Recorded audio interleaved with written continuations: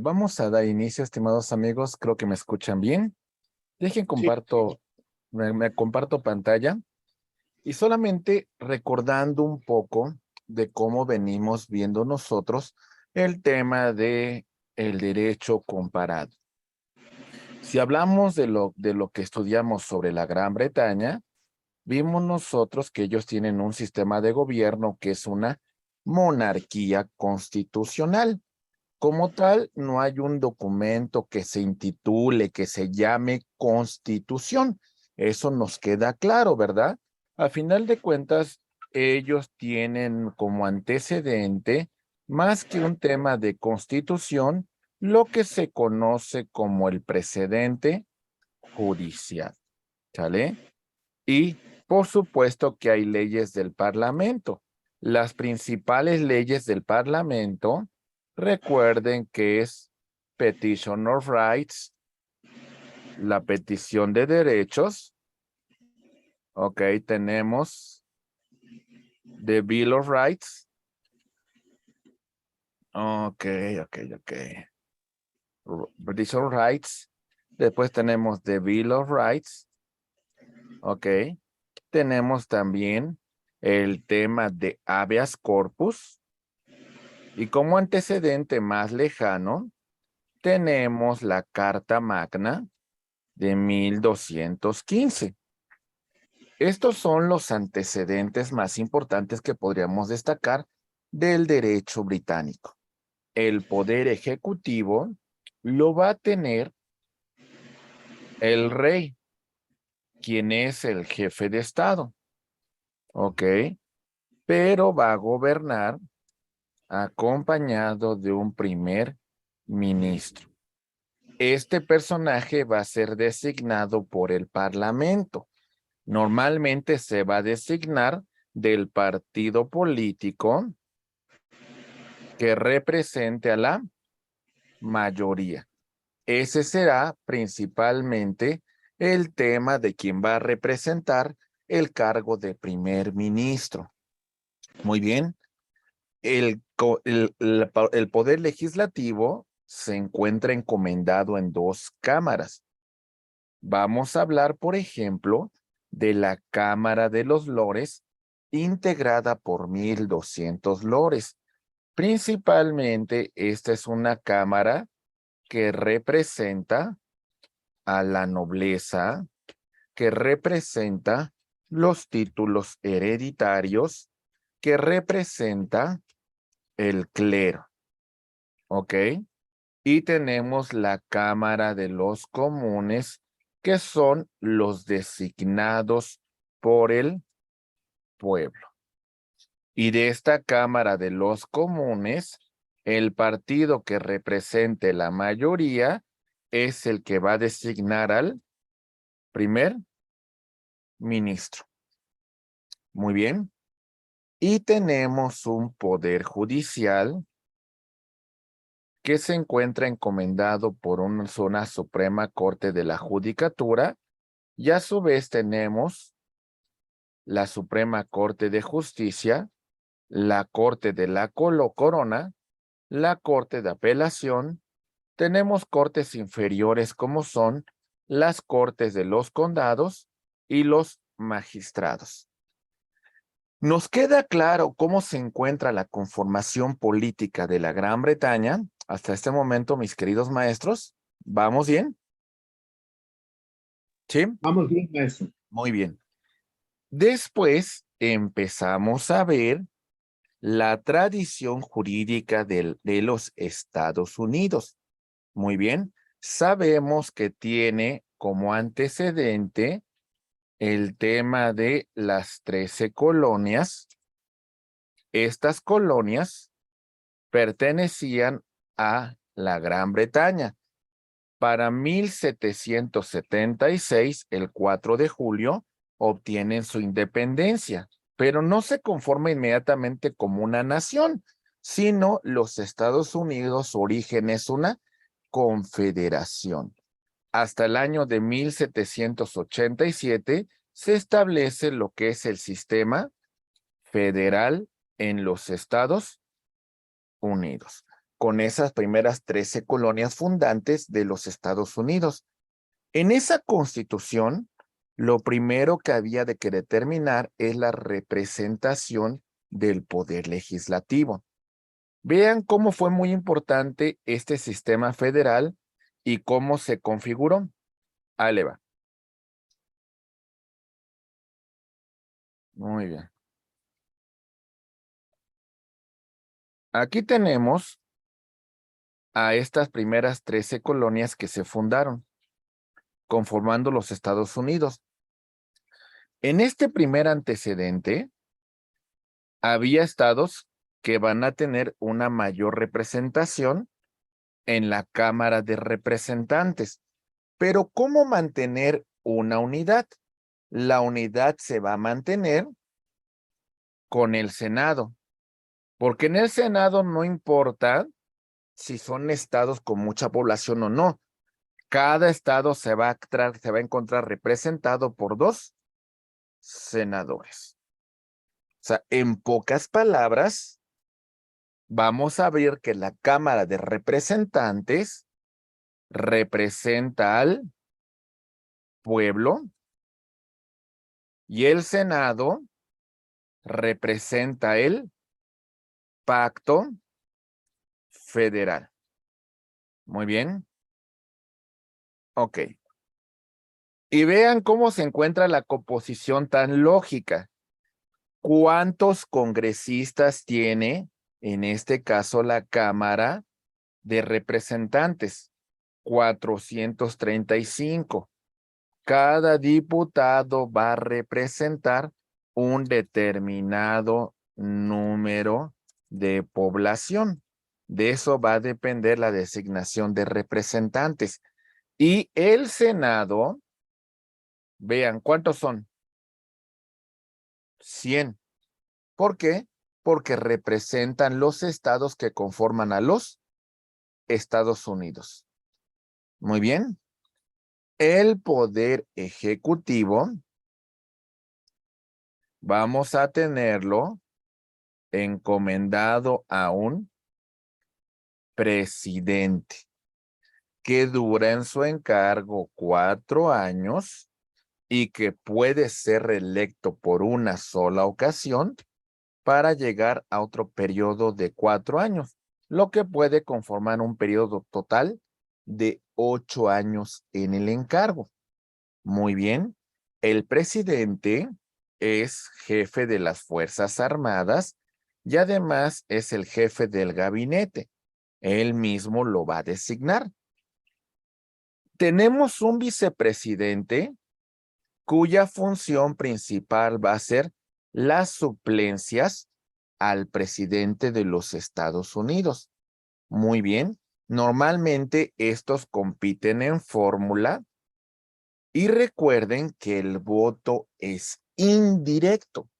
No se vota directamente por presidente, se vota por un colegio electoral y depende de los colegios electorales el tema de la victoria del presidente. ¿Sale? Eso es lo más importante, ganar colegios electorales. Posteriormente, vamos a tener también al Poder Judicial. ¿Sale? Tenemos el Tribunal Supremo, que es la Suprema Corte de Justicia, y tenemos otros tribunales federales. Sabemos que es una federación. Esto implica que en este sistema federal, cada estado va a tener su respectiva conformación, su respectiva división de poderes. En un poder ejecutivo, encomendado por el gobernador, en un poder legislativo, tienen sus propios congresos, sus cámaras de representantes locales y tienen su propio poder judicial. Muy bien. Aquí depende mucho la región del país para verificar si su tradición es más de un sistema del precedente o si es un poco más del derecho civil, es decir, la cuestión del derecho escrito. Muy bien. Ok. Esto por lo que respecta a los Estados Unidos. Ahora vamos a empezar a hablar de otro sistema y empezamos con el tema de Canadá. Ahí va. Bien. Tenemos el poder ejecutivo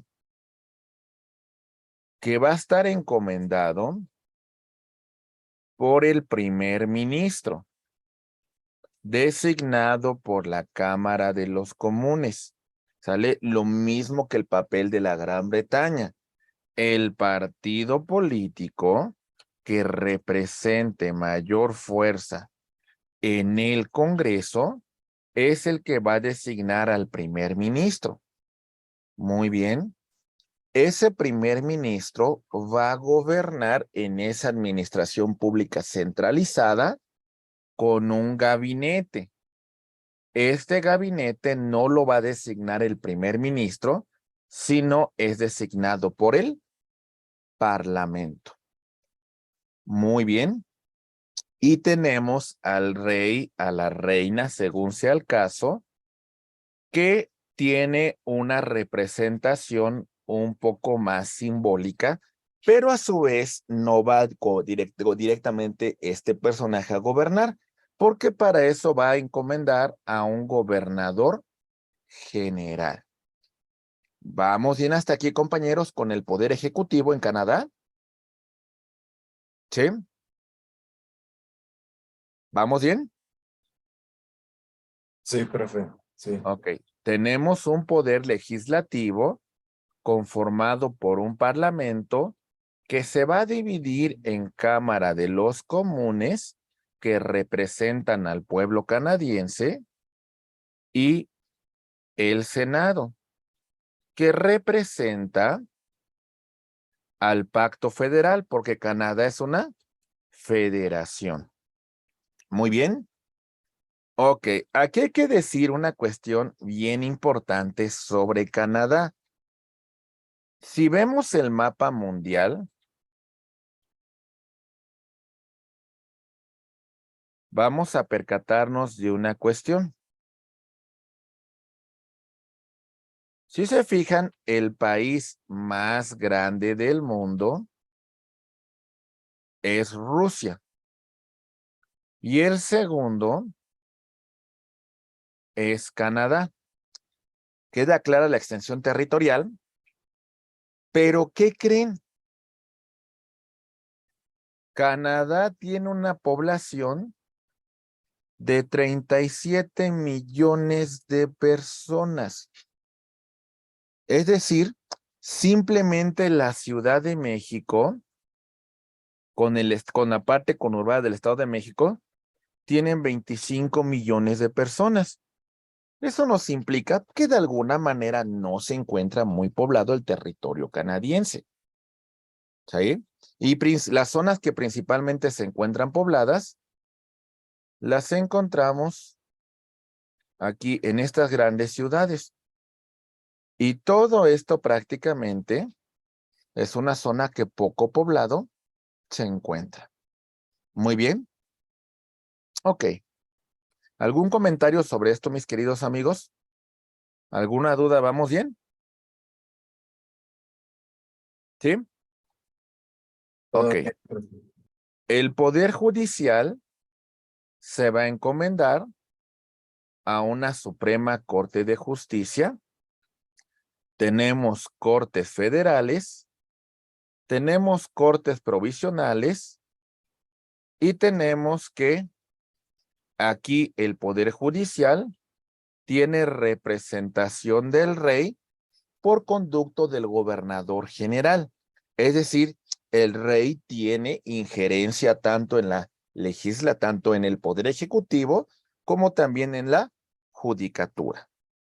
Bien, para que tengamos un contexto general de lo que representa Canadá. Y otra cuestión, Canadá es una federación. En ese sentido, Al ser una federación, vamos a encontrar, estimados amigos, que los estados que conforman el territorio canadiense, vamos a encontrar que van a tener su respectiva división de poderes.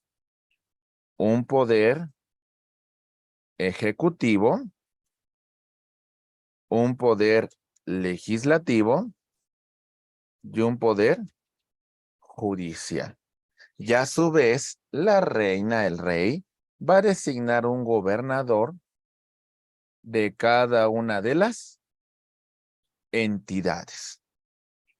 ¿Vamos bien? Ok, entonces es una federación Canadá. Perfecto. Muy bien.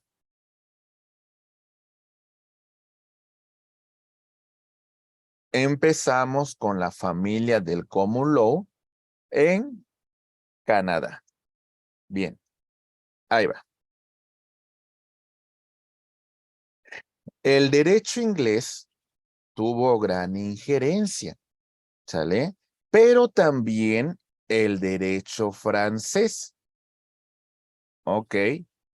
Porque al final de cuentas hay una región de Francia, que es la región de Quebec, que es de habla francesa, porque este fue un territorio que colonizaron los franceses. Posteriormente tuvieron distintas batallas con los británicos y eso conllevó a dejar este territorio, pero es un territorio que conserva el francés como lengua oficial. Muy bien. De ahí en fuera, el demás territorio habla inglés, pero más o menos en un porcentaje podríamos decir que el 60% de la población utiliza el inglés y el 40% utiliza el francés. Aunque también hay un gran porcentaje de la población que también habla español. Muy bien. Ok, muy bien. ¿Qué más podemos destacar? Vamos a ver. Al final de cuentas, es un país muy cosmopolita porque diversos naciones europeas se han pues radicado en Canadá. Prácticamente siglos XVII y XVIII ha venido habiendo exploraciones sobre este vasto territorio de Canadá. Muy bien. Ok. Ahí va. Tenemos que los pueblos indígenas que fueron encontrados por los europeos tenían sus propias costumbres, tenían sus propias tradiciones, tenían sus propias formas de administrarse, ¿sí? Pero bueno, la colonización implicaba que lamentablemente a los pueblos originarios de Canadá poco a poco fueran perdiendo sus derechos y fueron llevados a reservas como ocurrió en los Estados Unidos. Bien, les mencioné la región francófona de Quebec. Después de la victoria sobre los ingleses en esta región de Quebec, prácticamente el derecho inglés es el que predominó en el territorio, pero en Quebec en particular, el derecho civil francés fue el que tuvo mayor auge. Muy bien. ¿Se entienden, compañeros? Y también se va complementando, por supuesto, con el derecho consuetudinario inglés. ¿Alguna duda que tengan sobre toda esta parte que hemos venido comentando? ¿Algún comentario, mis queridos amigos? ¿Se va entendiendo cómo se va configurando el tema del derecho en Canadá? ¿Sí o no? Profe, todo bien, Sí, gracias. sí, muy bien. Ok. Vemos, estimados amigos, que el derecho consuetudinario fue elaborado principalmente en la Gran Bretaña y hemos venido estudiando la tradición histórica tan importante que lo ha conformado. estas decisiones que empezaron a presentar los jueces en los casos que resolvían, es la que conformó el precedente judicial.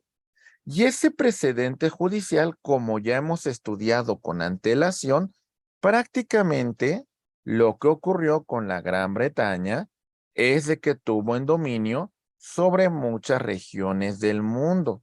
Y entonces su derecho prácticamente tuvo una gran influencia en Canadá, en Estados Unidos, en islas del Caribe, en algunos territorios de África, también en Sudáfrica, podíamos mencionar Australia, Nueva Zelanda, la India, que tienen esa influencia del precedente judicial. Muy bien, continuamos y lo que podemos ver, estimados amigos, es que a final de cuentas, este sistema judicial que constituye el precedente conformó la forma en la cual se solucionaban controversias dentro de este gran territorio. Por eso, el stare decisis fue una base fundamental del derecho canadiense en sus primeros años. Muy bien, la tradición, la costumbre, el precedente, las decisiones que tomaban los jueces. Sin embargo, el derecho consuetudinario también se complementó del derecho escrito, del derecho codificado. En ese punto, el derecho, el precedente, se complementa con las decisiones judiciales, pero también con las leyes. A diferencia de la Gran Bretaña, el precedente judicial en Canadá fue mucho más flexible y se fue adaptando conforme la evolución de la sociedad. Muy bien. Hay una marcada diferencia. Y también hay que entender que en Canadá, principalmente en la región de Quebec, tienen como fuente del derecho el derecho romano. Muy bien. Y por eso no olvidemos la influencia que tiene el derecho civil en esta región. Acuérdense que ustedes la importancia que tiene el derecho romano y la codificación por parte de Justiniano cuando compiló el Corpus Juris Civilis. Al final de cuentas, esta compilación fue muy importante para codificar todo el derecho vigente en Roma en una legislación. Muy bien. Ok. La región francófona de Quebec de alguna manera tuvo su código civil influenciado en ese código napoleónico, Code Civil du Québec. Este código civil, como ya mencionamos, se inspiró en el código civil francés y de alguna manera tuvo puntos en la cual se fue complementando con las normas que estaban vigentes en ese momento en Canadá. ¿Entendemos esta tradición, mis queridos amigos? ¿Vamos bien? ¿Sí? ¿Sí lo vamos entendiendo? O díganme ustedes, por favor. Por mi Hola, parte, hola. muy bien, profe. ¿Sí? Muy bien. Ok, ahí va. Aquí tenemos esta región francófona. Por ejemplo, en Canadá hay mucha flexibilidad con el tema de la migración, ¿sale? Sobre todo lo que requieren es mucha mano de obra. Y principalmente se utilizan dos idiomas, el inglés y el francés. Normalmente las personas con grados universitarios en Canadá tienen un dominio amplio sobre estas dos lenguas. El régimen del derecho consuetudinario, al final de cuentas, fija una cuestión muy importante, pero en esta región el derecho escrito tiene una gran influencia. ¿Sale? El derecho positivo, el derecho plasmado en la norma. Sin embargo, también vamos a encontrar la resolución a través de las resoluciones de los jueces, de la dictaminación, del estudio de caso por caso. Estos son aspectos que no debemos de olvidar. Entonces, aquí tenemos la región francófona de Quebec. Tiene realmente, representa un porcentaje muy importante de la población y tiene ciudades tan importantes como Montreal, como Quebec y otras ciudades que son muy importantes para esta nación canadiense. Muy bien. Canadá tiene un sistema constitucional que más que una constitución como nosotros la conocemos, hay un acuerdo. Ahorita mencionamos en qué consiste. Cuando hablamos de la ley y su aplicación en relación a los pueblos y comunidades indígenas de Canadá, hay que tomar en cuenta que se plasmó en esa constitución de 1982 el tema de sus derechos ancestrales dimanados en la constitución y que son protegidos para preservar su identidad. Eso es lo que plasma la Constitución en relación a los pueblos indígenas de Canadá. Muy bien. Vamos a encontrar, estimados amigos, que tienen derechos ancestrales. Este tema de la ocupación que hizo la corona británica sobre este territorio, pues fue de gran influencia. El tema del dominio de la corona, el tema del control de esta extensión territorial fue muy importante. Pero, sin embargo, aquí vamos a poner un ejemplo que se firmaron distintos tratados entre la corona británica y los pueblos indígenas en particular para preservar su identidad, para preservar sus derechos. Poco a poco el derecho inglés se fue haciendo mucho más incluyente en esta cuestión de conceder estos derechos. En este régimen que hemos venido comentando, vamos a encontrar nosotros también que se constituye un régimen en Canadá democrático, principalmente en este órgano que vamos a llamar Parlamento o Asamblea Legislativa. El punto principal de este Parlamento es la adopción de las leyes o modificar las disposiciones normativas que venían teniendo con antelación. Entonces, es un sistema democrático porque el pueblo a través del Parlamento va a elaborar las leyes que van a regir en toda la federación canadiense. Ya lo mencionamos, Canadá es una federación. Estas son las provincias que los van a conformar. La capital se encuentra en Ottawa. Tenemos un gobierno central, un parlamento, y que a final de cuentas, las normas que se aprueben en este territorio, en esta región de Ottawa, donde se encuentra la capital, se van a aplicar en todo el territorio canadiense. Y vean lo que mencionamos acá. Cada uno de estos estados va a tener una asamblea legislativa, ¿sale? En las cuales van a elaborar sus respectivas leyes locales. ¿Vamos bien? Entonces, aquí tenemos la capital de Canadá, ¿sale? Muy pegada a la ciudad de Montreal, y vemos nosotros los distintos estados que lo conforman. Por ejemplo, Yukon Territory, Columbia Británica, Alberta, Territorios del Noreste, Nunavut, bueno, esta que es Saskatchewan, quién sabe cómo se pronuncia, Manitoba, Ontario, Quebec y otras regiones como Nueva Escocia, etcétera, etcétera. Ahí vemos el territorio de Canadá. Las regiones más pobladas las vamos a encontrar en esta región, principalmente y en estas regiones pegadas con los Estados Unidos. De ahí en fuera el territorio, pues bueno, hay población, pero muy escasa. ¿Vamos bien? ¿Sí? Sí, maestro. Muy bien. Ok.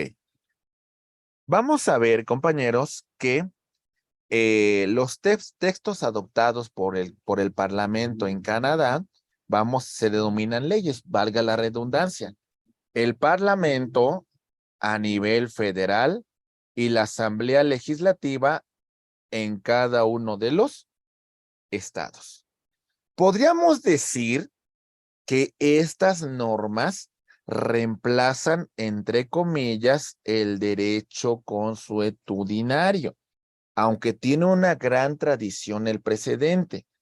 En Quebec, principalmente, más que el derecho consuetudinario, han legislado sobre muchos temas para no dejar los puntos tan abiertos en que tengamos que resolver con el precedente. ¿A qué nos referimos con esto, mis queridos amigos? Que principalmente en la región de Quebec vamos a ver que más que el precedente judicial, tendremos más el derecho escrito. Y en las otras regiones, en los otros estados del territorio canadiense, tiene mucho más fuerza el precedente judicial. ¿Vamos bien? ¿Sí? Muy bien. Ahí va. Es más, ¿habrán ustedes escuchado que hace algunos años hubo un plebiscito en el estado de Quebec porque Quebec habían hecho una manifestación de que querían separarse de Canadá al sentirse no identificados con Canadá? No sé si habían escuchado ustedes con antelación esta cuestión. Alguna cuestión de que, pues bueno, no se sentían tan identificados y que de alguna manera, pues querían tener una separación, ¿verdad? Sí, Sí, o sea, es por esta cuestión, ¿no? Al final de cuentas, no comparten la misma tradición, no comparten la misma historia, no comparten la misma lengua y sienten una desvinculación de Canadá como tal. ¿Ok? Bien. Vamos a suponer un ejemplo en que el gobierno general va a adoptar una legislación que va a regir en todo el territorio. En este punto hacen lo siguiente. Vamos a adoptar una ley para combatir la contaminación ambiental. Lo primero es de que vamos a invitar a los ministros y altos funcionarios para que debatamos los puntos más importantes que la ley debe de contener. ¿Sale? Primero hacemos una negociación en relación a la norma. ¿Sale? Acuden personajes importantes, acuden los ministros, acuden especialistas sobre estos temas. Posteriormente a esto, estimados amigos, vamos a encontrar que se redacta un anteproyecto. En relación a este anteproyecto, se va a aprobar un gabinete que se encuentra conformado por diputados que son elegidos por el primer ministro. Se hace un dictamen sobre ese proyecto de ley y al final de cuentas va a pasar al debate, al escrutinio con los diputados y senadores. ¿Sale? Y en este caso, si es a nivel federal, va a ser ratificado no por el primer ministro, sino por el gobernador general, que es designado por el rey, o en este caso directamente por el rey Carlos III. Aunque normalmente les voy a decir una cosa, no se van a oponer, porque ya hubo un acuerdo con antelación. La única cuestión en este punto es esa tradición, esa cultura de tradición, ese precedente en la cual le vamos a pedir que el rey pues apruebe la norma que va a regir a todo el territorio. ¿Alguna cuestión de cuál es el proceso para la conformación de la ley?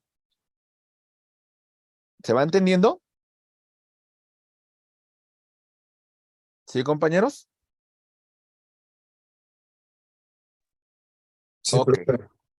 Ok, también acuérdense que es un territorio federal. También vamos a encontrar que cada provincia, por conducto de su asamblea, van a hacer la propuesta de normas. Y en estas provincias, quien va a ratificar la norma es el vicegobernador, ¿ok? Que también es un representante del rey. Muy bien, en este caso, Carlos III. ¿Comentarios, dudas? ¿Alguna aclaración? ¿Sí sabían ustedes que entonces que el rey o la reina en su momento tenían una influencia importante sobre el territorio canadiense? ¿Vamos bien?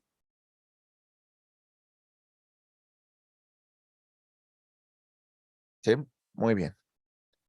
Ahí va. En este punto, compañeros, Canadá legisla mucho, escribe mucha legislación y de alguna manera pareciese que poco a poco va superando el common law para tener una tradición más de derecho escrito. Por eso, normalmente hay un proceso de creación de la norma muy importante que tienen en Canadá. Sale un proceso muy importante.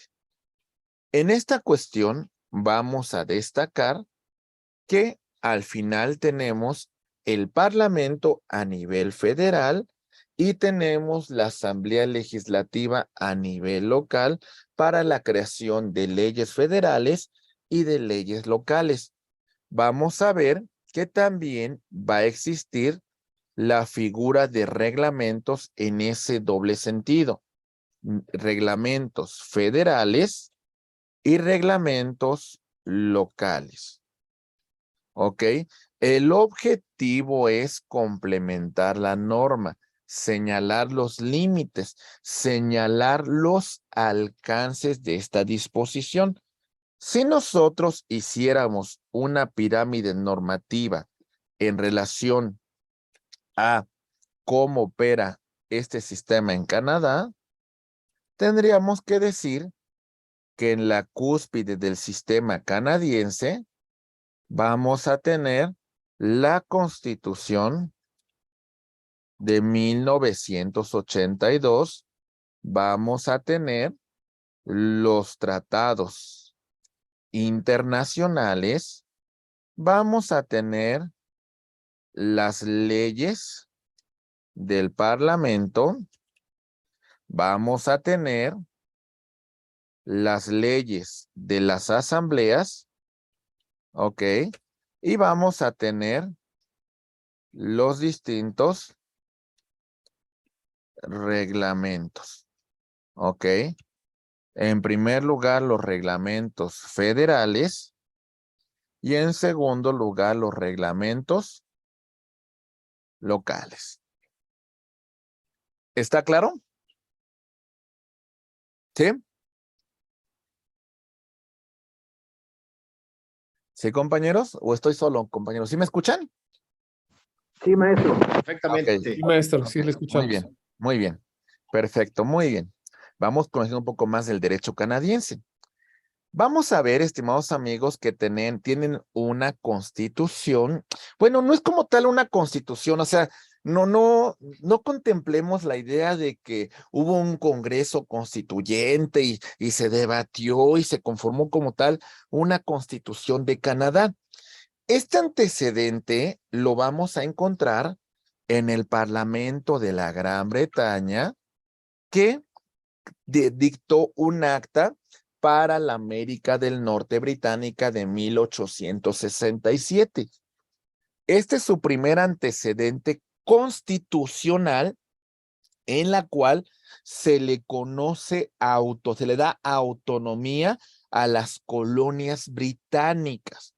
Muy bien. A la provincia de Canadá, el Alto Canadá, el Bajo Canadá, Nueva Escocia, Nuevo Brunswick, y que de alguna manera se conformó el dominio de Canadá.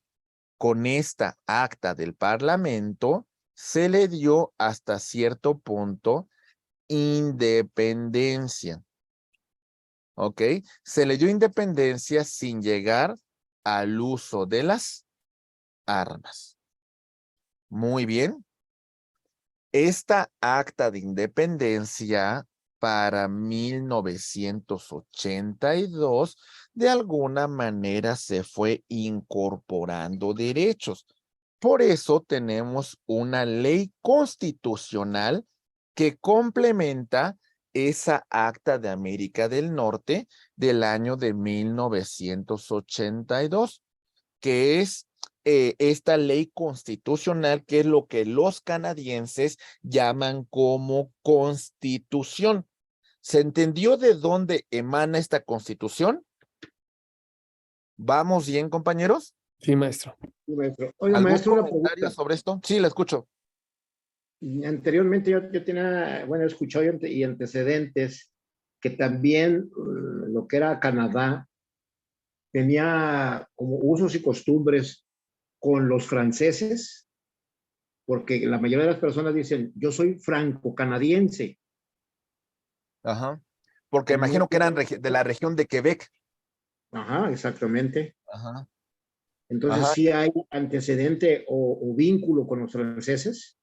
Muchísimo, muchísimo, muchísimo. O sea, la región de Quebec prácticamente es Francia, ¿no? Inclusive Ajá. si tienen un mayor apego los incluso ellos se llaman je suis québécois, o sea, yo soy quebequense, por decirlo de alguna manera. Sí. Y normalmente, por ejemplo, usted vea documentales sobre turismo y usted va a encontrar que prácticamente ellos defienden el francés como la lengua que tiene que usted que hablar en esa región, ¿eh? Es O sea, le correcto. entienden perfectamente el inglés, se lo entienden, ¿eh? Ellos se Pero si llaman, usted va a la región de Quebec, tiene que llegar a hablar francés con ellos. sí, ellos se llaman franco-canadienses. Sí, son francófonos, exactamente. Sí. Exactamente.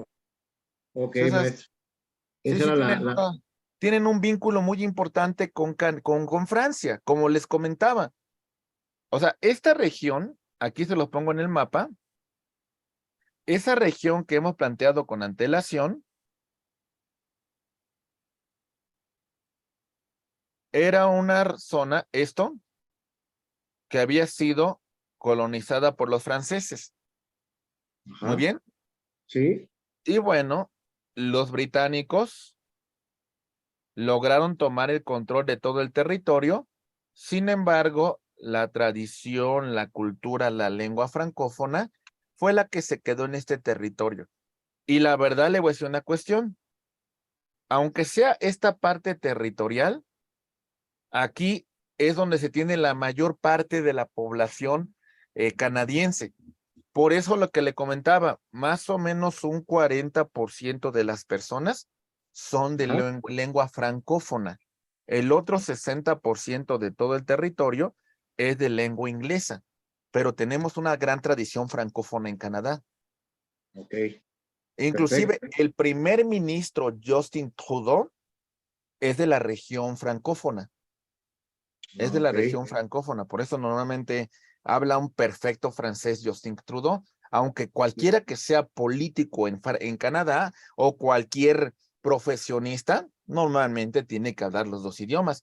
Y si usted quiere emigrar a Canadá, le van a pedir a fuerza que domine algunos de los dos idiomas, el inglés o el canadiense o el francés. ¿Sí? Ok. Gracias, maestro. Esa era la duda. Siguen a sus órdenes. Muy bien. Ok.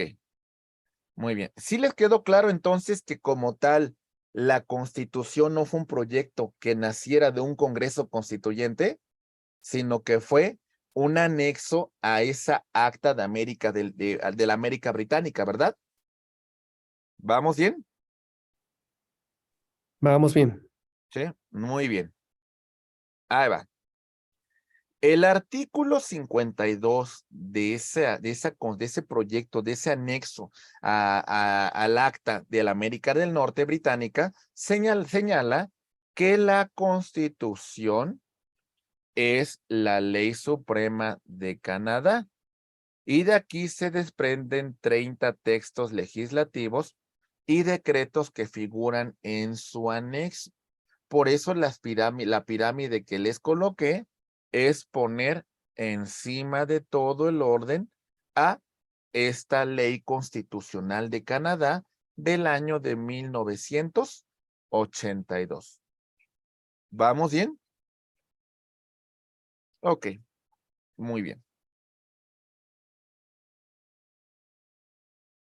Tenemos la unión de las provincias y creación del dominio de Canadá. Aunque sean una nación independiente, ellos no han roto la relación que tienen con el gobierno imperial, ¿sale? Siguen formando parte del Imperio Británico, ¿sale? Al final de cuentas, había una cuestión en la cual el propio pueblo, la propia Gran Bretaña designaba un consejo secretario de las colonias, Westminster. Inclusive los canadienses se sienten muy orgullosos de la representación real, ¿eh? Muy orgullosos. Y, ahí va, en la Primera Guerra Mundial, cuando la Gran Bretaña entró en guerra, prácticamente desde 1914 hasta 1918, Canadá envió tropas y tuvo una participación importante. Cuando la Gran Bretaña entró a la Segunda Guerra Mundial, de 1939 a 1945, Canadá envió tropas. O sea, antes de que Estados Unidos entrara a la guerra, a la Segunda Guerra Mundial, Canadá ya estaba completamente vinculada a la guerra contra los aliados. ¿Sí se entiende? Sí, ¿Vamos bien? maestro. Sí. Ok. Maestro, una molestia. Ahorita me voy a desconectar porque salgo de mi despacho para trasladarme a mi casa y me vuelvo a conectar llegando. No se preocupe, aquí andamos a la orden. Muchas gracias. Muy bien, a sus órdenes. Muy bien. Continuando con todo este estudio, vemos rápidamente, mis queridos amigos, que tenemos que esta acta que hemos mencionado sobre América del Norte británica, vamos a encontrar que fue una acta que constituyó una regla constitucional para Canadá y que al final de cuentas, esta fue complementada con la ley constitucional del año 1982, que vino a adicionar esta acta de la América del Norte británica y que bueno, las normas que de aquí hacia futuro van a plasmarse, de alguna manera le concedieron mayor autonomía al Parlamento de Canadá para que elaborara sus normas. Entonces, veamos cómo nació Canadá. El Imperio Británico, a través del Acta de América del Norte Británica, Acta de América del Norte Británica, le concedió una mayor autonomía a este territorio. Y esta acta fue complementada con la ley constitucional del año de 1982, pero en esa ley constitucional intervinieron todos los estados de Canadá y también intervino el Parlamento de la Gran Bretaña. ¿Vamos bien? Ok, muy bien, Vamos bien. perfecto, muy bien. La Constitución establece los principios fundamentales de la democracia de Canadá. vamos a ver tres funciones de gobierno. La función del poder ejecutivo, la función del legislativo y la función que tiene el poder judicial. ¿Ok? La cabeza, la que representa al Estado canadiense, es en este momento el rey Carlos III, titular del poder ejecutivo. Muy bien.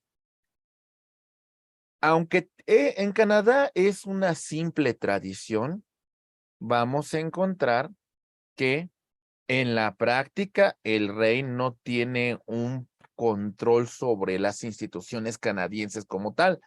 Eso depende principalmente de la función que realiza el gabinete, que se va a encontrar encabezada por un primer ministro. Y esos ministros y esos miembros del gabinete van a rendir cuentas frente al Parlamento. ¿Lo vamos entendiendo, compañeros? ¿Está claro? O sea, la figura del rey es una representación. Normalmente todas las leyes las va a aprobar, ¿eh? Normalmente no se va a oponer, porque al final sabe que la función que tienen en Canadá es de una mera representación, es de una mera tradición. Muy bien, inclusive hubo también funerales reales y fue el propio gobernador de Canadá al funeral de la reina Isabel, pues por la cuestión de esa representación que se ejerce, ¿verdad? Muy bien. Inclusive si ustedes ven dólares canadienses, van a tener la figura de la reina. En este momento van a imprimir unos billetes que va a tener la figura del rey Carlos III. Muy bien. Ahí va. Ahí tenemos al gabinete. Aunque Justin Trudeau es el primer ministro, este gabinete no lo designa él, lo designa el Parlamento. Y estos señores de los ministerios van a rendir cuentas ante el Parlamento. ¿Se entiende, compañeros? Es un gobierno que se conoce como un gobierno de gabinete. Hace tiempo escuché una tesis, así por ejemplo, hubo un amigo que escribió una tesis en la licenciatura que hablaba de la necesidad de que México tuviera un gobierno de gabinete. Es decir, lo que proponía, no sé cómo ustedes lo vean, ¿eh? Y esto es lo que ayuda el derecho comparado. Fíjense, ¿eh? ¿Cómo lo ven ustedes? A ver, ahí va. Decía, el presidente, si bien es cierto, es titular del Poder Ejecutivo, este presidente no va a conformar el gabinete. El gabinete se lo va a proponer el Congreso de la Unión, examinando a los mejores perfiles para ocupar el cargo. Y estos personajes que están aquí, si bien es cierto, van a trabajar de la mano con el presidente, tendrían que rendir cuentas ante el Congreso. ¿Saben cuál es la dificultad de este tipo de gobierno en nuestro país? Las diferencias políticas, sobre todo tan marcadas que se tienen hoy en día. Sería muy difícil que trabajaran los secretarios si tuvieran esta determinación. Sería muy complicado. No sé cómo lo vean ustedes, pero sería muy complicado esta función el día de hoy en nuestro país, ¿no? Aunque estaría excelente, ¿no? Que realmente hubieran las mejores opciones en los puestos de decisión del gobierno, ¿no? Pero esas buenas opciones tendrían que ser decisiones no tomadas desde el aspecto político, sino desde la capacidad de la persona para estar en esa función, ¿no? Sí, correcto, que tenía que ser de esa manera, ¿no? Para desempeñar el cargo. Por El mejor. ejemplo, en Canadá, ¿quién se imagina usted que es el ministro de Educación? Normalmente. Yo creo que alguien que tenga la licenciatura en pedagogía o alguna cosa así, ¿no? Alguien que destaca en esa área del conocimiento. La persona que ha demostrado una solvencia técnica profesional en esa área. ¿Quién creen que representa al Ministerio de Energía? Pues el mejor ingeniero, el mejor experto en temas de energías renovables, la persona más especializada sobre esas temáticas, ¿no? O sea, para que no sea un puesto político, sino sean puestos que representen realmente una cuestión de dominio del ministerio que están ocupando.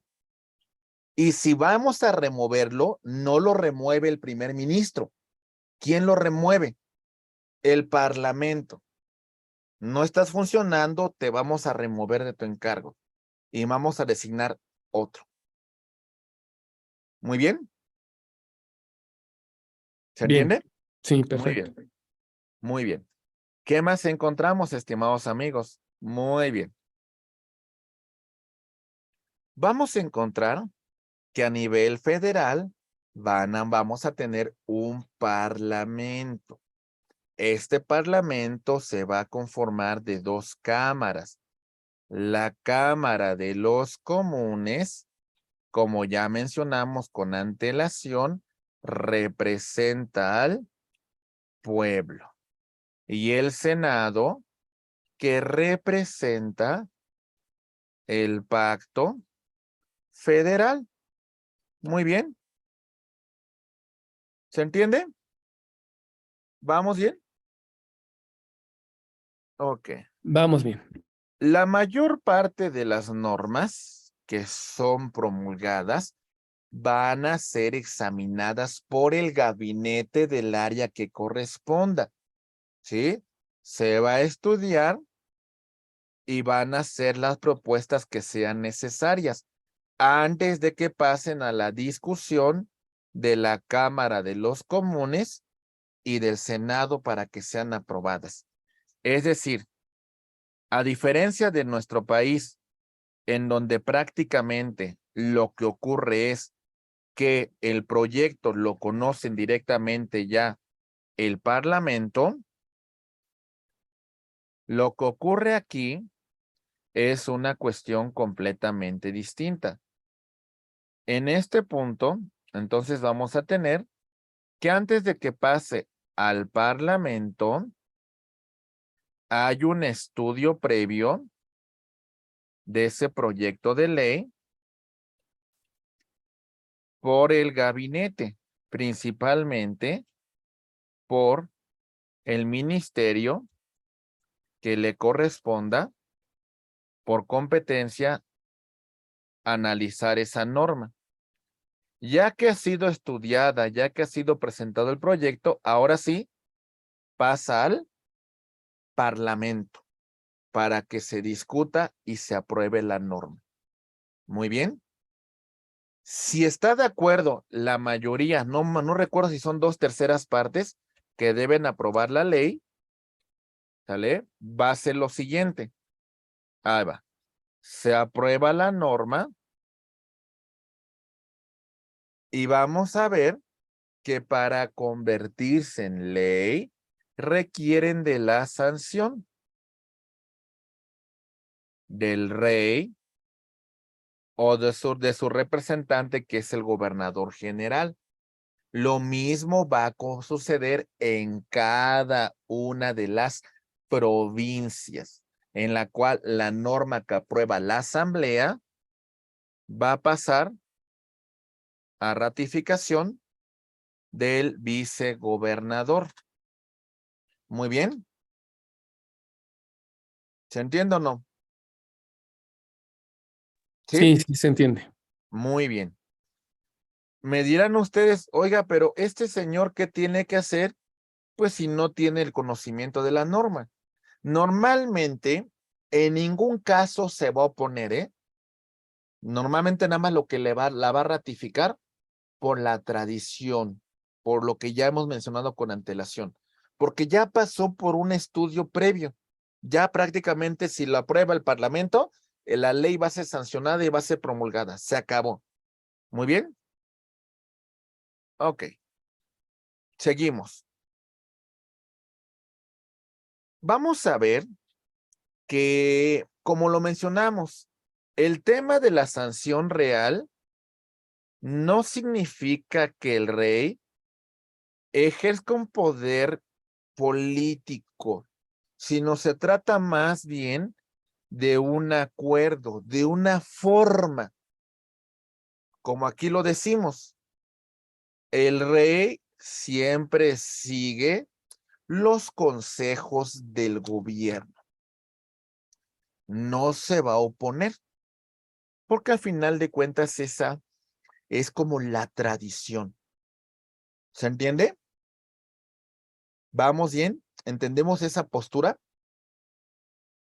Es que ¿Sí? entiendo que entran todas las áreas especializadas a la emisión de la ley, entonces por eso es que ya nada más para la sanción real el rey nada más interviene para aprobarla, ¿no? O publicarla. Es como un poquito, ¿cómo le podría decir? ¿Cómo le podríamos poner un parangón? Es como meramente un simbolismo, ya para esta cuestión, porque todo lo demás, como usted lo dijo, ya se discutió con antelación, ya se estudió, ya se verificó, ya se aprobó. Lo que hace el rey solamente es una mera tradición, aprobar la norma, ya sea él o para eso deja su representante, el gobernador. ¿Les digo cuántas leyes ha aprobado la realeza en Canadá? Ninguna, ninguna.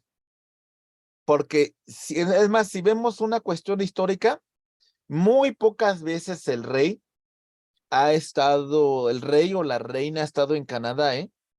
Muy pocas veces. Normalmente quien está más al pendiente de Canadá, fuera del rey, es el príncipe de Gales. Es el que normalmente se encuentra constantemente viendo los territorios en los cuales existe lo que lo conocen los británicos como el Commonwealth, o ese tema de la unión de todos los pueblos de la mancomunidad británica. Muy bien. Alguna ocasión escuché del tema de la mancomunidad española. Eso implicaría que todos los países que en algún momento fuimos parte de la corona española, que tuviéramos una mancomunidad, ¿verdad? Una unión histórica en general. Ellos sí la conservaron, ¿eh? La conservaron sobre muchos territorios. Son independientes, pero conservan esa tradición, conservan ese punto de unión con su historia, ¿no? ¿Está claro? Sí, está claro. Muy bien. Ok, muy bien. Tenemos también el tema de la magistratura, que la cual inviste al poder judicial. Los jueces son los que van a dirimir las controversias, van a resolver los litigios que se presentan ante los tribunales. Y los jueces van a resolver litigios tomando en consideración, ahí voy, ¿eh? Ok, entonces los jueces van a resolver tomando como referencia la aplicación de la ley, pero también la aplicación del precedente. ¿Ok? Entonces, estas son las disposiciones que tomará en consideración para resolver un caso en particular que se le plantee. Bien. ¿Ok? Muy bien. Vamos a encontrar, estimados amigos, que la nominación de los jueces de los tribunales federales y los tribunales locales, pues va a depender de la problemática que tengan ellos y del número de población.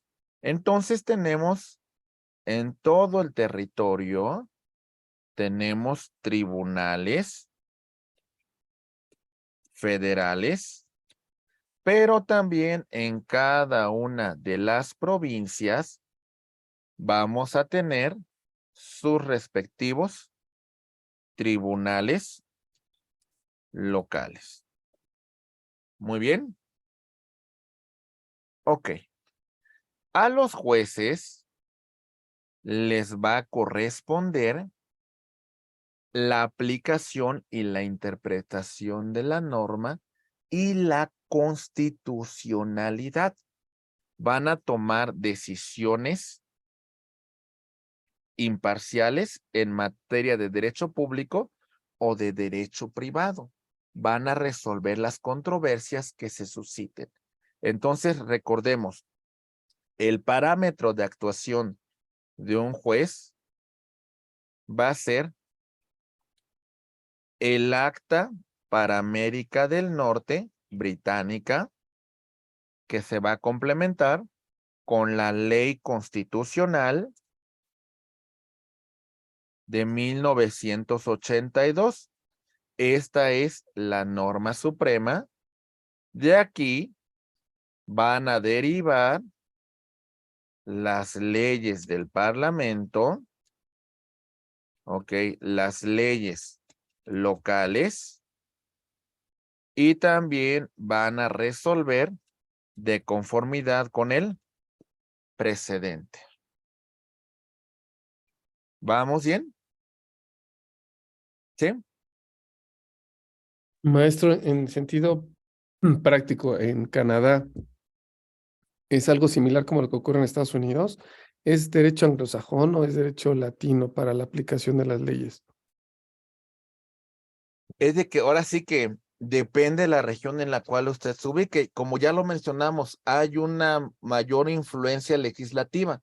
¿Sí? O sea, a diferencia de los británicos y los canadienses y los norteamericanos, elaboran más leyes, o sea, sí legislan más. Los británicos no legislan tanto porque se siguen guiando más por el precedente. Podríamos decir, en pocas palabras, que, por ejemplo, si nos remontáramos al derecho inglés, la mayor parte de asuntos vamos a resolverlos por el precedente. Y normalmente acuérdese lo que vimos de la ley. La ley se encuentra incompleta hasta en tanto no sea interpretada por el precedente. Eso ocurre en la Gran Bretaña, ¿no? Y lo que ocurre principalmente en Estados Unidos y Canadá es que tienen un marco jurídico mucho más abundante, tomando como base su constitución, ¿sale? Sus leyes federales, sus leyes locales, y por supuesto todo esto va a nutrir El presidente. al precedente. O sea, es muy distinto que como ocurre en la Gran Bretaña. O sea, al final el precedente sí es importante, por supuesto es fundamental, pero también tenemos al derecho escrito. O sea, usted, sí, si bien es cierto, acuérdese que si hay un precedente de la Corte Suprema, usted lo debe de seguir. Es más, le voy a plantear un caso. Vamos a hablar de las últimas reformas al Poder Judicial. Dígame usted, en la actualidad de nuestro país, ¿qué tiene más peso? ¿El tema de una ley que elabora el Congreso o el tema de un precedente de la Suprema Corte de Justicia de la Nación? El día de hoy, en los casos que usted postula.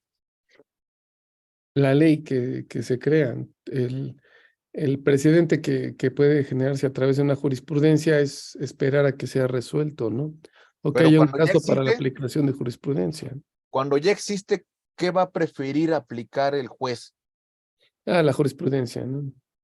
Estamos en un plano, de verdad, aunque no me lo crean, estamos entrando más en un plano de un derecho de precedente que de un derecho escrito. ¿O no es así?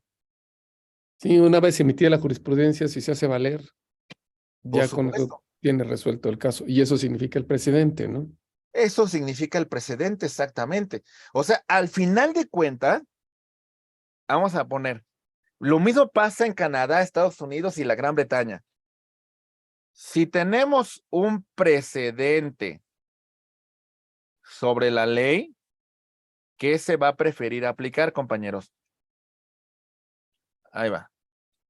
Vamos a ver. Entonces, aquí tenemos un precedente Y aquí tenemos una ley. Y esta ley y este precedente entre sí se contraponen. Entre sí se contradicen. ¿Cuál va a tener mayor impacto? Y la El respuesta precedente, es ¿no? el precedente. Pero sería como una manera más práctica y ágil de ejecutar la ley, el hecho particular de que si ya hay un hecho anterior similar, ¿no será una manera más práctica de agilizar el proceso legal?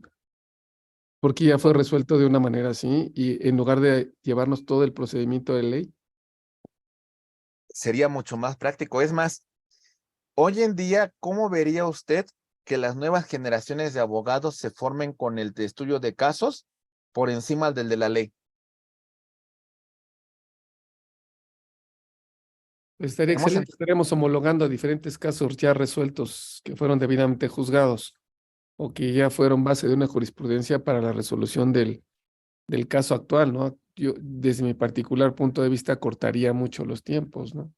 sí, totalmente, porque le diría, a ver, a mí yo ya tengo este caso que tiene estos elementos que se presentan como en el caso que te estoy presentando, y entonces, señor juez, te pido que verificando que mi caso tiene los elementos del precedente judicial presentado por la Suprema Corte fulanito de tal contra sultanito, te pido que apliques ese precedente y resuelvas la presente controversia que te estamos presentando. Y esto al final de cuentas, pues va a ser mucho más ágil la solución de casos, ¿no? Es correcto, yo creo que es una manera más práctica de la impartición de justicia, ¿no? Ujú. Y ya ¿Sabe no cuál es? tendrían que entrar tanto al estudio de tantos casos que ya fueron resueltos en algún momento, que ya se dictaron sentencias y que sirvieron hasta para generar jurisprudencia. ¿Sabe cuál puede ser la dificultad? El tema de que los órganos encargados de emitir la jurisprudencia se politicen y más que analizar el aspecto normativo, empiecen a hacer interpretaciones políticas. Es ahí donde sí puede venir una problemática en el tema del precedente. Bueno, ahí sí pueden inclinar la balanza, ¿no? Hacia ciertas conveniencias o ciertos indicativos de por dónde quieren que se resuelva, ¿no? Ese es un tema que inclusive, a ver, Kelsen estaba en contra del tema del precedente, ¿eh? Porque decía Kelsen, a ver, si le damos esa fuerza a los jueces, vamos a convertir al Poder Judicial en un legislador negativo. ¿Y qué implica convertirlo en un legislador negativo? En un órgano que deroga la norma. Porque al final de cuentas, ¿qué está haciendo el precedente? En estricto sensu, ¿qué está haciendo? Sí que Derogando. ya no se va directo a la aplicación de la norma, ¿no? No, porque incluso el precedente puede decir totalmente lo contrario de la norma, y aunque sea derecho positivo, ¿qué cree? Pues lo está derogando prácticamente el legislador con su precedente judicial. Entonces, Kelsen hasta cierto punto establecía el tema de la relatividad de las sentencias. Los casos que se pronuncien los jueces solamente sean para el caso en concreto y no hagan ninguna declaración general. Lo que hace el precedente es de que rompe lo que en materia de amparo conocemos con el tema de relatividad. Porque si hay un precedente, al final de cuentas ya es vinculante y obligatorio para todos. Esa es la cuestión. Sí, es correcto, ya sería para todos, ¿no? Se convierte casi en una norma general, ¿no? Bueno, no casi, desde la perspectiva que estamos teniendo, es una norma de observancia general. Por eso dice Kelsen que se convierte los jueces en un legislador negativo. Sí, correcto. Ujú. O sea, creo que tendría que hacerse un estudio serio de constitucionalidad y que no sea una inclinación política, porque ha ocurrido en Canadá, ha ocurrido en Estados Unidos y en otros países que los jueces conforman precedente, que muchas veces las decisiones que toman no son jurídicas, son políticas. Y es ahí donde puede entrar una problemática, ¿no? Muy bien. Ok. Sí, muy Ahí bien. va. Muy bien. Mis queridos maestros, el sistema federal, como ya mencionamos con antelación, hay un parlamento que legisla para todo el país, pero también tenemos asambleas legislativas en cada una de las respectivas provincias. Muy bien. Creo que esto no se nos complica porque tenemos nosotros también un sistema federal y esto pues es prácticamente lo que nosotros tenemos en nuestra nación. Muy bien. Ok.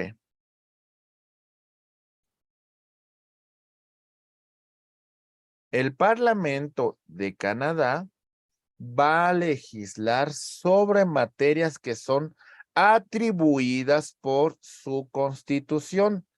Acuérdense, cuando hablemos de la Constitución de Canadá, tomen en cuenta dos disposiciones.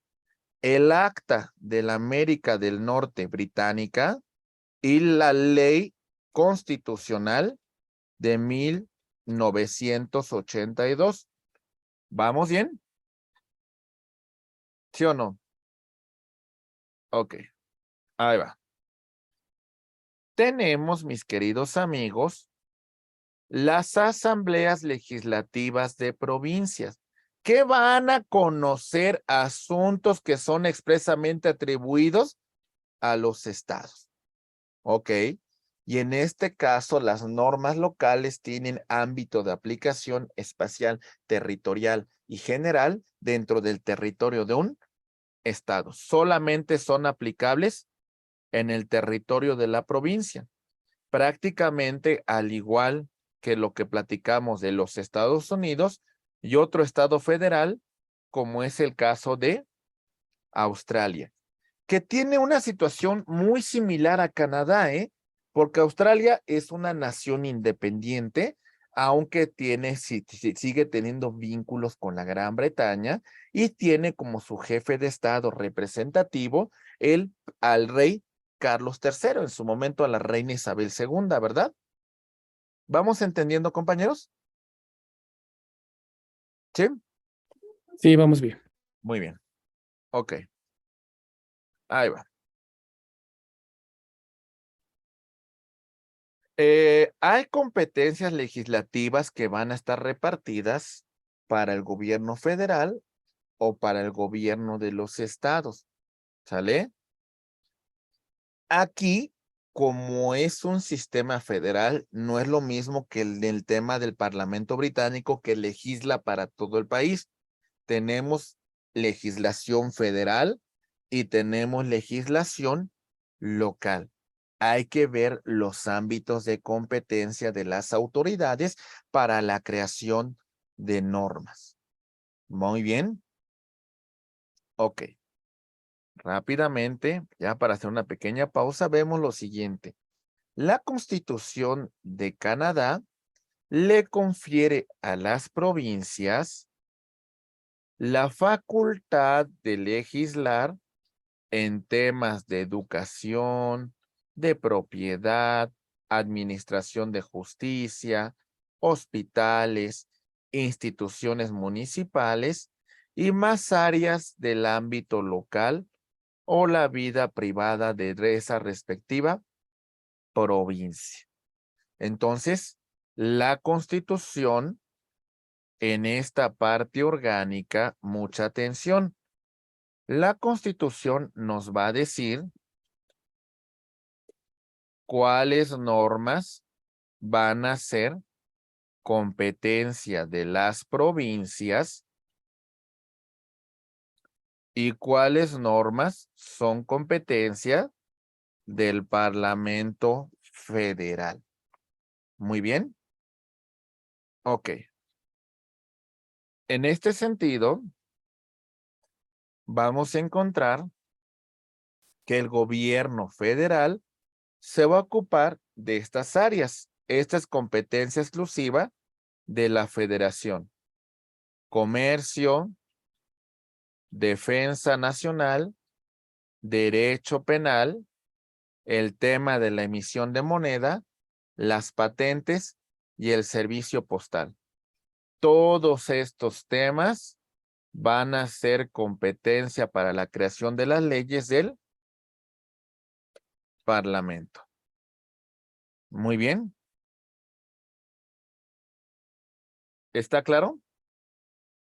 Está claro. A ver, entonces, en estricto sentido, tienen también una legislación local, Tiene es- legislación local. pero limitada a educación, hospitales, todo lo que tenga que ver con la vida común del lugar.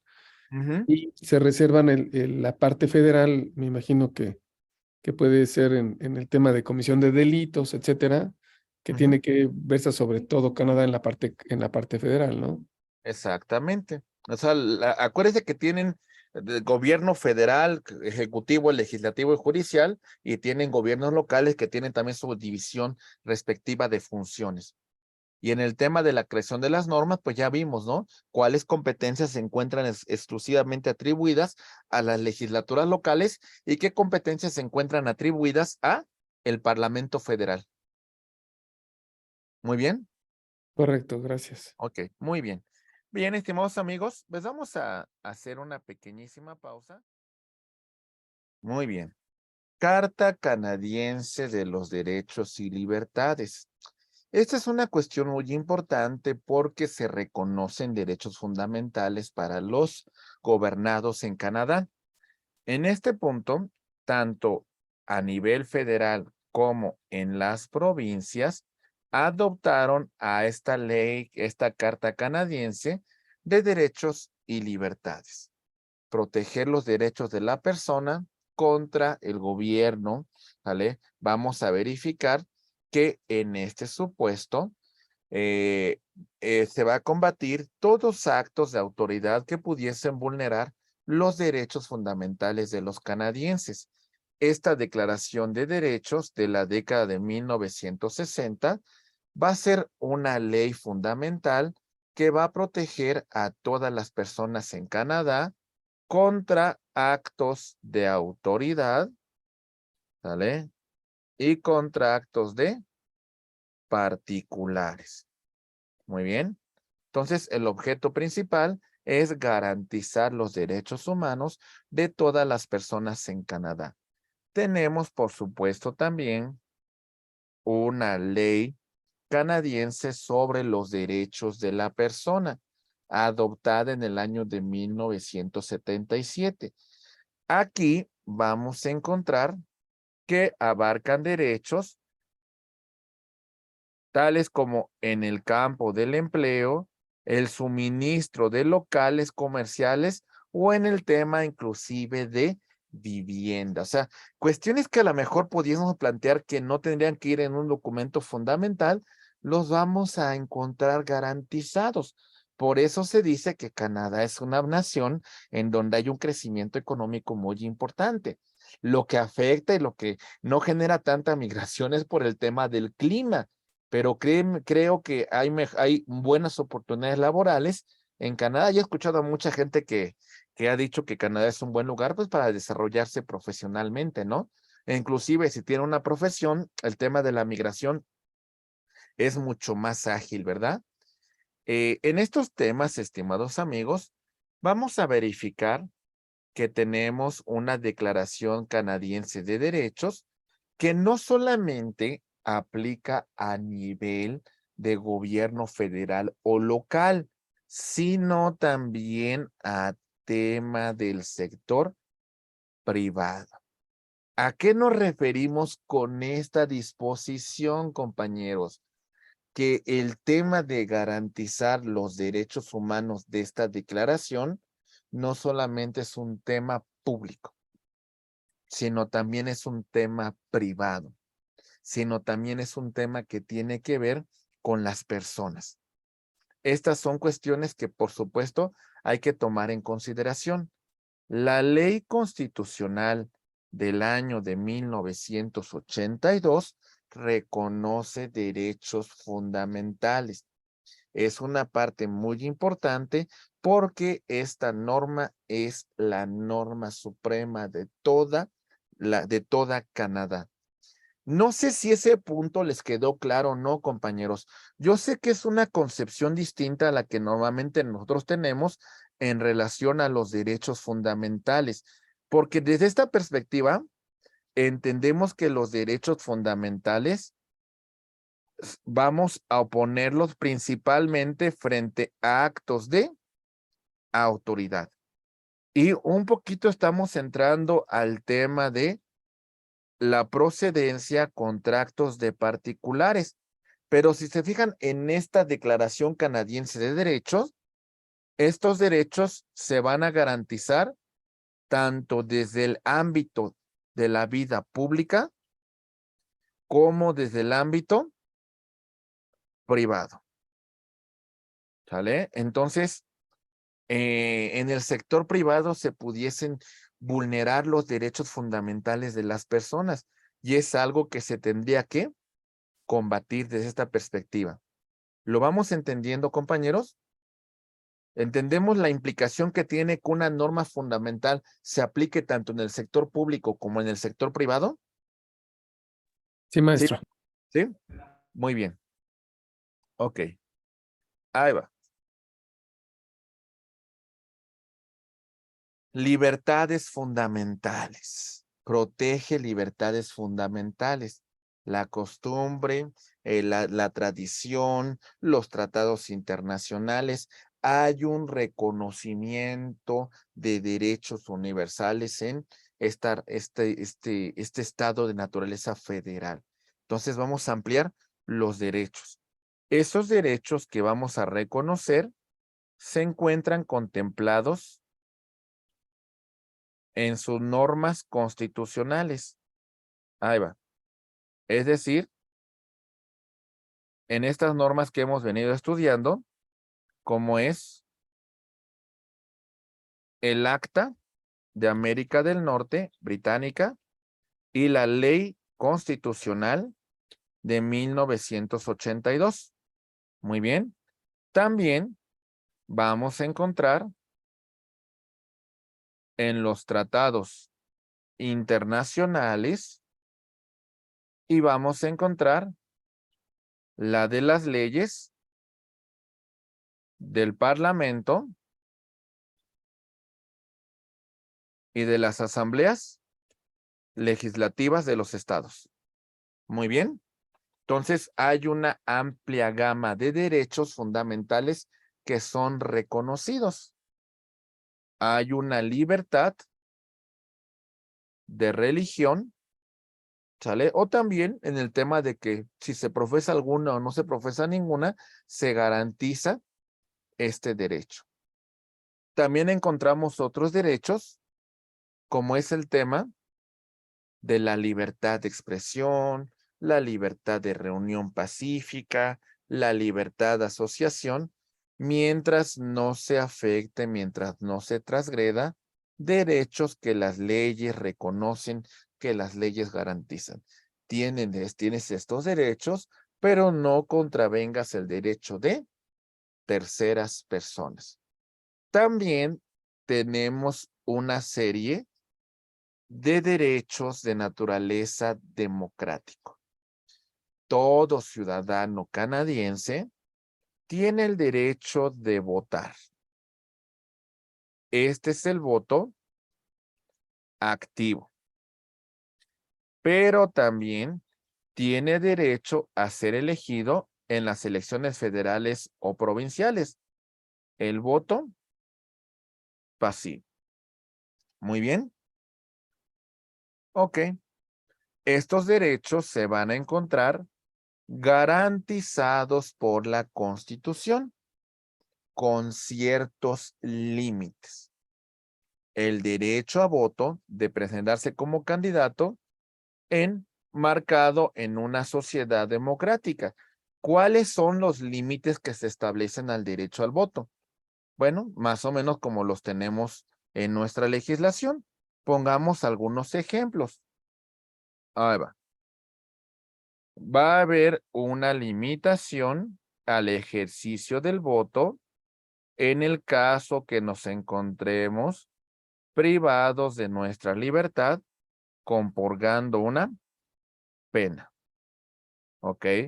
Vamos a tener alguna limitación en el caso de la comisión de algunos delitos o en el caso que no hubiésemos cumplido los requisitos por parte de la autoridad electoral para poder emitir el voto. Y además, las autoridades electorales tienen ciertas limitaciones para emitir su voto, porque de conformidad con las disposiciones electorales canadienses, no se puede ser juez y parte en el tema de las elecciones. Muy bien. Ok. Continuamos y vemos que estos son normalmente los partidos políticos que van a tener en Canadá. El Partido Liberal, el Partido Conservador, que son las principales fuerzas políticas del estado. Tenemos un partido que se llama Bloc Québécois, que se encuentra principalmente en la región de Quebec. Tenemos el Partido Nueva Democracia y tenemos el Partido Verde. Pero las principales fuerzas políticas se van a encontrar en estos dos partidos. ¿Sale? El liberal y el Partido Conservador. ¿Vamos bien? ¿Sí está claro? Sí, maestro. Sí, muy bien. Muy bien. Ahí va. Hay ciertas restricciones. Bueno, los menores de edad tienen restricciones para ejercer el voto y también los miembros del personal electoral. Es decir, por ejemplo, los que organizan las elecciones no pueden, pues ellos a su vez participar con el voto activo, porque dicen que la decisión que ellos tomen podría ser fundamental y que además tienen que ser, pues de alguna manera objetivas. Y si participan, pues ya de alguna manera están interviniendo en la elección. Pero bueno, es una cuestión importante que destacar. Seguimos con este estudio y vemos que hay una protección democrática que van a impedir que los gobiernos se mantengan en el poder sin llamar elecciones.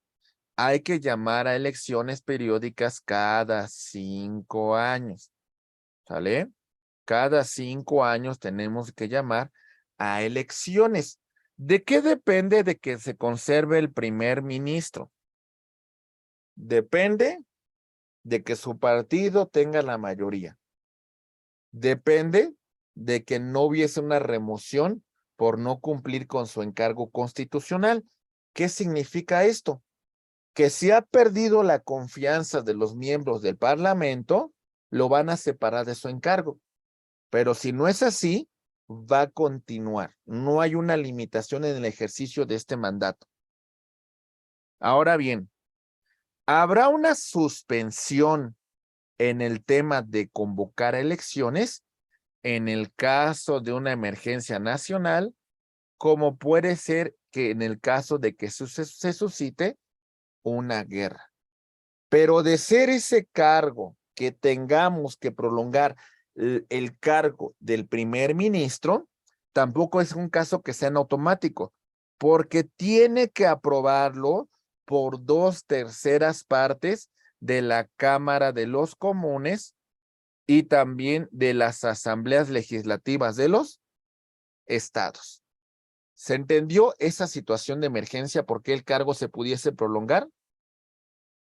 ¿Sí? Sí, maestro. ¿Sí? Muy Sí. bien.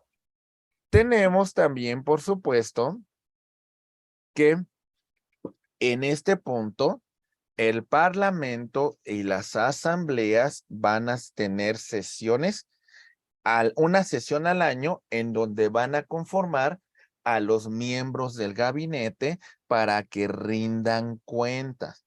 No pueden gobernar en secreto, tienen que responder públicamente del encargo que están señalando. Y si no cumplen con su encargo, el Parlamento podrá remover a los funcionarios federales y las asambleas legislativas a sus respectivos representantes locales.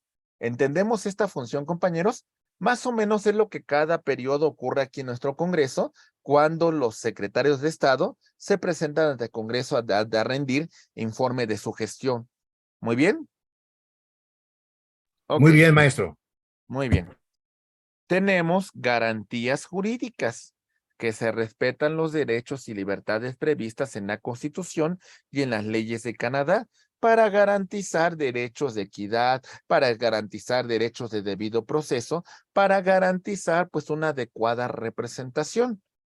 Los canadienses tienen una figura que se conoce, bueno, al igual que los británicos y los americanos, que es el habeas corpus. El tema de que para que se califique de una detención si es legal o no, se tiene que poner al detenido a más tardar en un plazo de 24 horas ante un juez para que califique si la detención es legal o no legal. También tenemos el principio de presunción de inocencia. Nadie que no haya sido declarado culpable va a vencer este reconocimiento constitucional. Hay derechos que se van a encontrar reconocidos tanto en la Constitución como también en las distintas declaraciones de derechos que hemos venido mencionando con antelación. Y por supuesto, estimados amigos, tenemos una cuestión muy importante en relación al reconocimiento de los pueblos autóctonos, ¿sale? La Constitución reconoce su autonomía, la Constitución reconoce la protección de su identidad, la Constitución reconoce la protección a su cultura de los pueblos indios, de los inuit y de los mestizos. Vamos a garantizar la efectiva tutela de sus derechos. No sé si se podrán dar cuenta, compañeros, que Canadá tiene una legislación bastante inclusiva. Inclusive me atrevería a decir que este tema de los derechos fundamentales que son obligatorios para el sector público y el sector privado es maravillosísimo, es maravilloso. Es una cuestión en la cual pues se contempla una tutela mucho más amplia de los derechos. ¿Lo vamos entendiendo, mis queridos amigos? Sí, Sí, maestro. Canadá, maestro. Sí, maestro. Sí, ok, maestro. muy bien. Todo bien. Canadá se define como un estado multicultural. Por lo tanto, hay un reconocimiento amplio de derechos. Canadá tiene muchas personas que tienen origen escocés, que tienen origen irlandés, que tienen origen británico, personas que tienen origen de la India. Incluso hay muchas personas de la India que se encuentran en Canadá, muchas personas de origen chino. También hay una comunidad mexicana muy amplia en Canadá, una comunidad francesa también muy importante. Entonces, es una sociedad multicultural. Prácticamente en este tema se considera que el 60% de la población miren, de Canadá, se considera que por lo menos más del 40% de la población canadiense, pues tiene su origen de otras culturas y un 60% pues son de origen anglosajón, ¿no? Entonces, es una sociedad multicultural y por eso hasta cierto punto esta ampliación de derechos. Lo que, como les dije, tiene una población muy escasa y esto puede ser por el tema del clima, ¿no? O sea, es un clima completamente gélido, es un clima pues bastante frío, hay mucha nieve, hay regiones donde prácticamente, estimados amigos, se encuentra congelado, aunque también hay regiones en donde vamos a encontrar principalmente que la temperatura en verano podrá oscilar hasta los 25 grados centígrados, ¿no? Pero principalmente es un clima bastante frío, es un clima bastante polar. Y por lo que respecta al tema de los lagos. A ver, no sé si, déjenme si les voy a poner una imagen en donde ustedes pueden apreciar que el 30% de los lagos del mundo se encuentran en Canadá. El 30%. A ver si por aquí se puede ver. A ver, es que hay muchas regiones de agua. Creo que no hay un mapa que sea así como tal que represente. A ver. Y aparte tiene muchísimas islas, ¿eh? Muchísimas islas. Tiene el territorio. A ver, más o menos. O sea, por todas estas regiones, todas estas son islas. Mire, son. Hay una zona, maestro, en Canadá que le llaman las 1000 islas. Sí, mira, Y es que cualquier ciudadano canadiense puede adquirir una isla. sí, imagínense, ¿no? Y sí, mire, bueno, aquí lo vemos así a una escala sumamente pequeña, ¿no? Pero imagínense, Sí. yo creo que debe haber ahí, mire nada más simplemente la región, ¿no? Así, yo fui hace como 3 años, no, 4 años, y lo que me comenté, eso son las 1000 islas, son Y también hay exactamente las muchísimos que lagos, tienen. ¿verdad? Y en el temporada de invierno se congelan, Sí, hay muchísimos lagos. están Son muy buenos, congelados y pues puede son pasar muy un buenos, camión arriba. son muy buenos para los deportes de invierno, ¿no? Es Son muy correcto, buenos los maestro. canadienses. Sí, El toda hockey, esa parte que es Ottawa, Quebec, Montreal, Toronto, es la zona este de Canadá. sí, y tienen una, ¿cómo se puede decir? Tiene una afición muy particular del deporte nacional, ahí es el hockey sobre hielo, ¿verdad? Sí, así Es el, es. es el principal. ¿Saben qué representa la bandera de Canadá, mis queridos amigos? Ahí va, miren. Es el maple, Ajá, ahí están los colores de Canadá. La hoja de maple, la hoja de maple. ujú, el color, si no más recuerdo, rojo, es de la bandera, es la bandera. Por ejemplo, vamos a ver, aquí les voy a poner, ¿eh? Para que vean cómo tienen mucha relación. Ahí va. ¿Sí lo notan? Sí, O sea, Con Inglaterra. exactamente, o sea, su bandera, su hoja de maple, ¿sale? Y también la bandera, la cruz de San Jorge le llaman. Ajá. O sea, al final de cuentas, los vínculos con Inglaterra son muy fuertes, ¿eh? Inclusive por ahí del siglo XIX, Estados Unidos, por ahí de 1815, pretendió conquistar el territorio canadiense e incentivar la independencia de la Gran Bretaña, porque a final de cuentas lo que quería Estados Unidos era anexionarse esos territorios y tener un territorio mucho más grande, pero a final de cuentas tenían tanta estabilidad con el gobierno de la corona que inclusive ellos mismos lucharon en contra de los americanos para que pues de alguna manera no se unieran a ellos, sino todo lo contrario, reconocían los vínculos que tenían con la Gran Bretaña. Y como les dije, son los primeros que saltaron a la guerra cuando la Gran Bretaña se encontraba en crisis, ¿no? E inclusive, cuando Inglaterra declaró la guerra contra las potencias del eje, cuando Winston Churchill da un discurso de que las colonias de ultramar iban a empezar la guerra para defender al viejo, hablaba de Canadá, en particular hablaba de Canadá, hablaba de Australia, hablaba de Nueva Zelanda, que también tienen vínculos muy estrechos con el tema de la Gran Bretaña. E inclusive, si ustedes revisan cómo se encuentra conformado el tema del gobierno en Australia y en Nueva Zelanda, van a encontrar un vínculo muy estrecho como en el caso canadiense.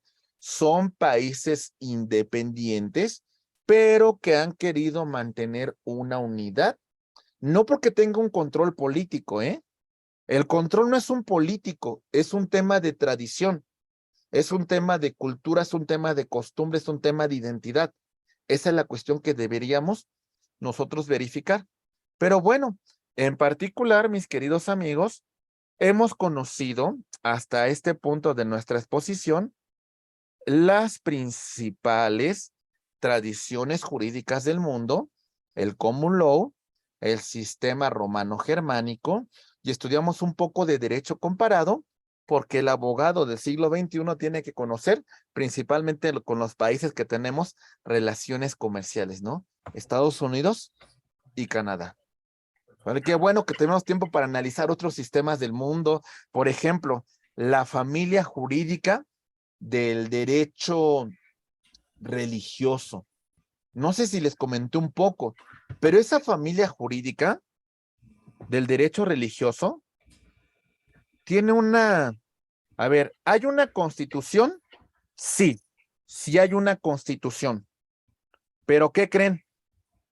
Esa constitución de esos estados se encuentra vinculada a el Corán, totalmente vinculada.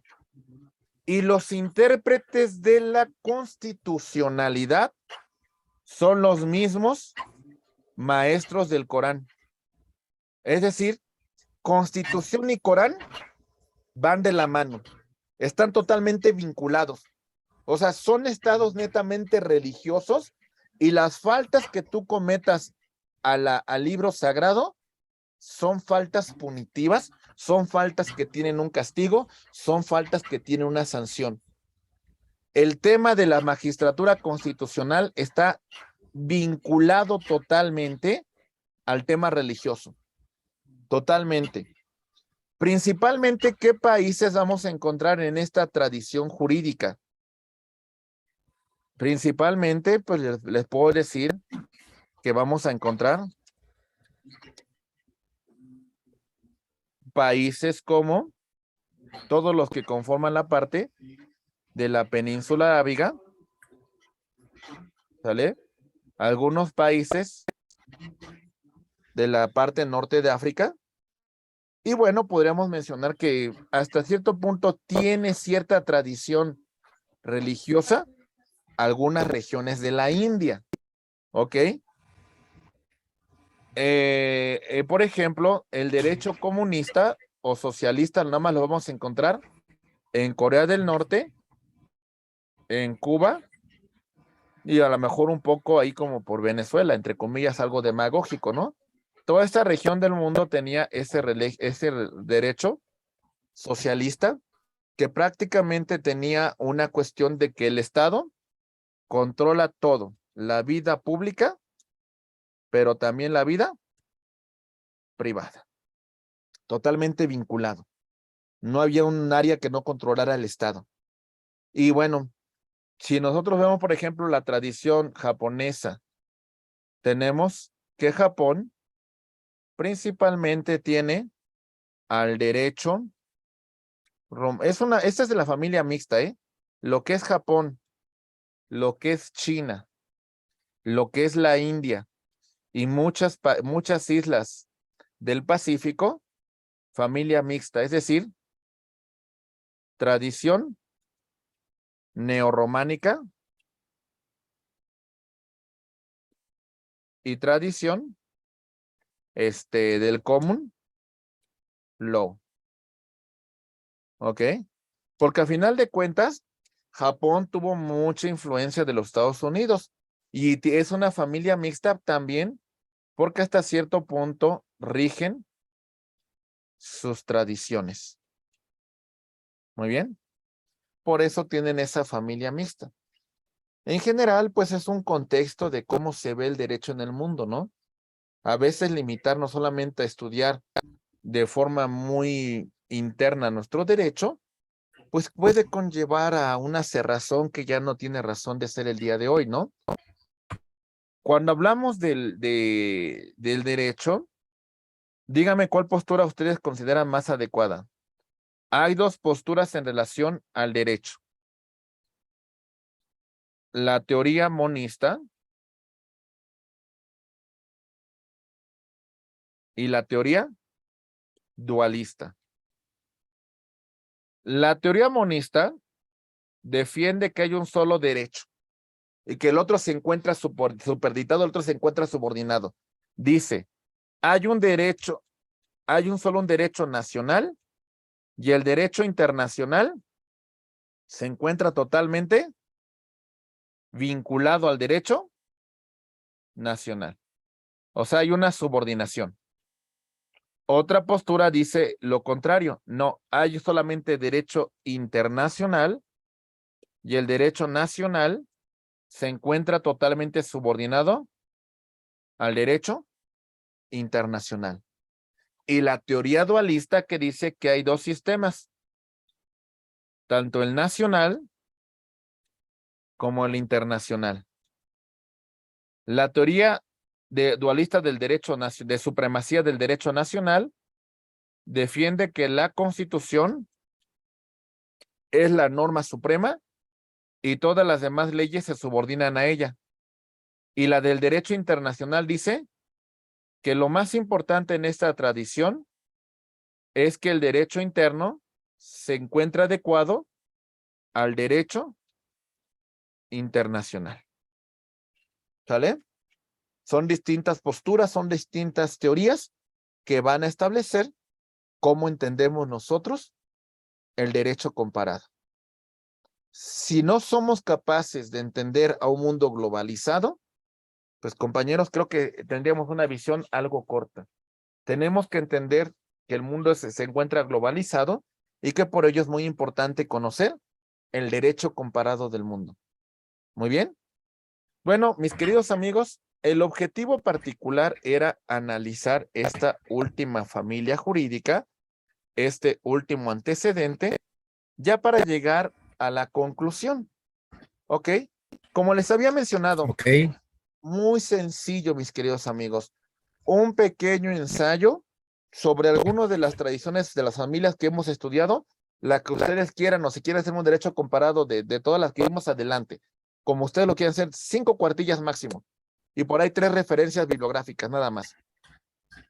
Muy bien, Muy bien, maestro. muy sencillito. Prácticamente, ¿qué les parece? ¿Cuándo se lo tenemos que entregar, maestro? ¿Les parece bien Nos una debe de- semana?